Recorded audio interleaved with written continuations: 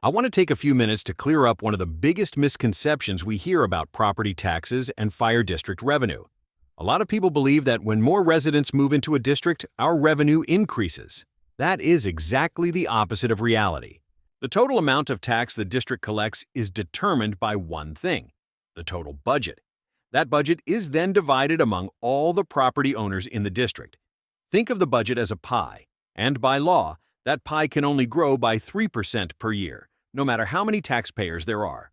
For example, if the district budget is $600,000 and there are 2,000 equally valued properties, each property owner would pay $300 annually. If the next year the budget increases by the maximum 3%, the total becomes $618,000, and each owner would then pay $309. Now here's the part most people don't expect. If the number of taxpayers increases, say from 2,000 to 2,200, the total tax does not change. The pie just gets cut into more slices. So the cost per household actually goes down to $280.91 if all properties were valued the same. Of course, properties aren't all valued the same, so the slices of the pie vary in size. Higher valued properties are charged more, lower valued properties are charged less, but the total still adds up to the same $618,000.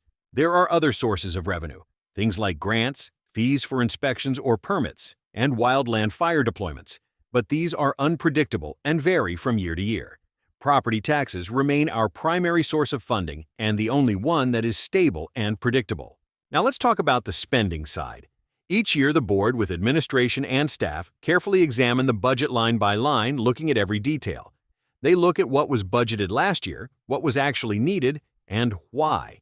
If a need no longer exists, it's removed. If a cost is expected to go up or down, it's adjusted. If a new need appears, it's added. This is as close to zero-based budgeting as you can get.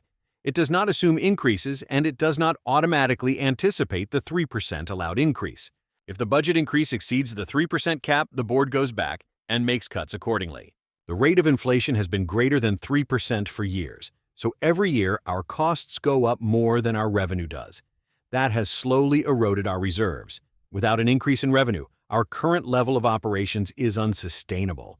At the same time, the demands continue to increase. More residents, more tourists, more apartments, more hotels, more traffic, more trains, more businesses, none of which bring in more revenue, only more burden. Northside has cut costs everywhere possible.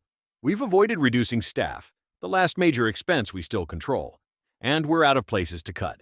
Right now, our policy is a minimum of 2 firefighters on duty, with a third funded by a federal grant that expires in 2027.